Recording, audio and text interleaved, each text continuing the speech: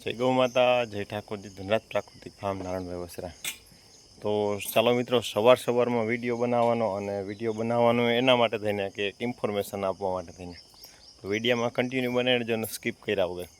કેમ કે મને એવું લાગ્યું કે ઘણા બધા લોકોનો પ્રશ્ન હોય અને આ પ્રશ્નનો સોલ્યુશન શું હોઈ શકે. મેં ડૉક્ટરની સલાહ લીધી તો એને પણ મને જે કીધું એ પ્રમાણે કરવાનો પ્રયત્ન કરીએ છીએ આપણે.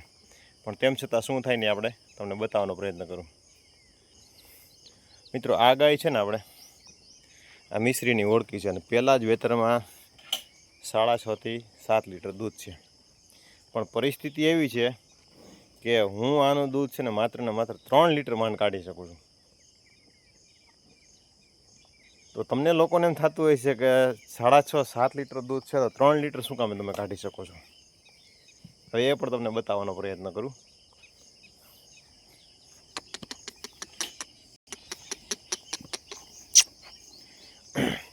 હવે તમને આ ગાયમાં દેખાતું હશે કે ડોકા આજી એમનેમ છે, દેખાય છે ને? બરાબર. મારી લાઈફમાં અત્યાર સુધીમાં એકેય ગાય કે ભેંસ કઠણ નથી ને એટલી કઠણ એટલે કે આકર હેડી છે, એટલી આકર હેડી.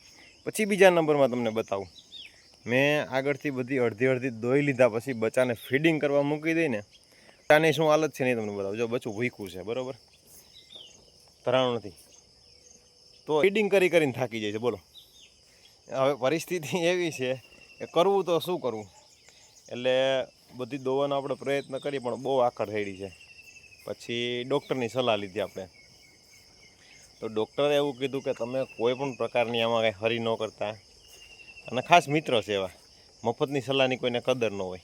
એ કહે તમે હળીઓ મૂકીને એનો વોલ પોળો કરવાની કે એવી કોઈ પણ પ્રકારની પ્રક્રિયા તમે ન કરતા. એનું કારણ તમને કહી ગયા. હમણાં જરીક કેમેરામાં બ્લર આવ્યું ને, કેમેરા આડી માખી બેસી ગઈ છે, બરાબર. એટલે મને કહે તમે કાંઈ નહીં, જેટલું બને એટલું બચ્ચું વધારે ધવરાવવાનો પ્રયત્ન કરો, એટલે 50% જેવો તમને રાહત મળી જાય. તો મેં કીધું તો નહીં, તો એટલે મેં કીધું ચાલો બચ્ચાને મૂકીએ. તો બચ્ચું એવું છે કે બચ્ચું બિચારું થાકી જાય ફીડિંગ કરીને. એટલે જો આ ડોકા તમને દેખાતા હશે, એ ડોકા એમનેમ છે, બરાબર. પાછળ આપણે રાખી દીધા હોય અડધું દોઈને 4 એટલે હું આગળ તો થોડુંક ફોરું પડી જાય અને વાંધો ન આવે. એટલે એ રીતે કરી અને આપણે વાં બચ્ચાને મૂકીએ. તો બચ્ચું છે એ ફીડિંગ કરીને થાકી જાય ને એટલે એ પણ મૂકી દે છે એની માં. નકર બચ્ચું તમને બતાવું જાય એકદમ ભૂખ્યું હોય અને એની માને મૂકે, આ ભૂખ્યું જ છે. અને જો એટલું કન્ટિન્યુ ધાવતું હોય તો બચ્ચું એટલું નબળું ન હોય, આનાથી ફૂલ તાજું થઈ ગયું હોય. બીજા બચ્ચાઓને હું આવી તમે 1-1.5 આચર દોરાવું તો એ પણ ફૂલ તાજા છે, એ પણ તમને બતાવવાનો પ્રયત્ન કરું, બરાબર. એટલે કહેવાનો હેતુ એ છે જે કુદરતી જે છે ને એની જ બેન છે, હાવ પોચી છે. ચાલો, એક બાપની 2 ઓળખી, મા બેની અલગ અલગ, અને આપણી મિશ્રીની છે. જો આ આપણે બચ્ચાને 1-1.5 આચર દવરાવીએ ફૂલ તાજું. આ વાછડું છે ને એને 1-1.5 આચર દવરાવીએ ફૂલ તાજો છે, બરાબર. પછી આને આપણે 1 આચર દવરાવીએ ફૂલ તાજો, અને આ તો હજી નોર્મલી છે. એટલે ધાવે છે ખરી પણ હજી ટૂંકમાં હજી એટલું બધું ડાયજેસ્ટ ન થતું એના કારણે તેને એ ધાવે છે. લગભગ 2 આચર જેટલા આપણે દવરાવી દઈશું. બ્રાઝિલનો વાસળો છે.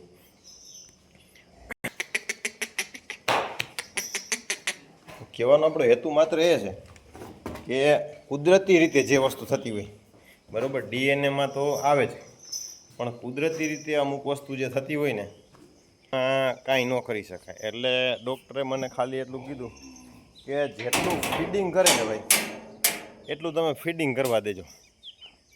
એટલે બચ્ચું પણ થાકી જશે. તમે વિચાર કરો, નકર ગમે એવી કઠણ ગાય હોય કે ભેંસ હોય, બરાબર, આજથી લગભગ 15-17 વર્ષ પહેલાં ત્યારે 8-8, 10-10 ભેવું દોતો, એમાં હું કઠણ ન હોય, ગમે એવી કઠણ હોય દોવાઈ જતી. પણ મેં મારી લાઈફમાં અત્યાર સુધીમાં આટલી કઠણ ગાય નથી જોઈ. મેં ગાયું કઠણ જોઈ છે, નથી જોઈ એવું નહીં, દોયેલી છે, પણ આટલી હદે નહીં. આ તો એમ કહીને કે ગરમી ન થતી હોય ને તો ગરમી ચડાવી દઈએ. એટલે જોઈ હવે આને ટૂંકમાં થોડુંક બચ્ચું મોટું થાય અને ફીડિંગ કરવા બાબતથી થોડુંક આમ ટૂંકમાં વધારે પડતું ઓલું થાય અને થોડુંક મોટું થાય એટલે મજબૂત થાય.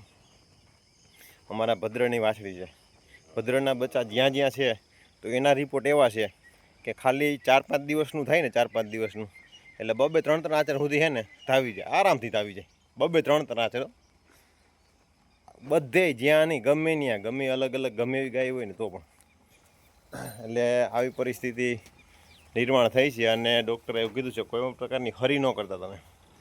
હળીઓ મુકાઈને હોલ પોળા કરાવવા તે બીજું ત્રીજું કોઈ વસ્તુ કંઈ કરાવતા નહીં. કુદરતી રીતે બચ્ચું ફીડિંગ કરશે ને નોર્મલી થઈ જાય. એટલે અત્યારે આપણે દોય અને પાછળથી બચ્ચું છોડીએ જેથી કરીને વધારે પડતું ફીડિંગ કરવા બાબતથી ઓલું થાય ને એક્સાઇટેડ અને એનો આચર છે વધારે પડતો ઓલો થાય એના કારણે થોડો ખૂણો પડી જાય. તો ચાલો નવી માહિતી સાથે અને નવા વિડીયો સાથે મળશું. જય ગૌ માતા.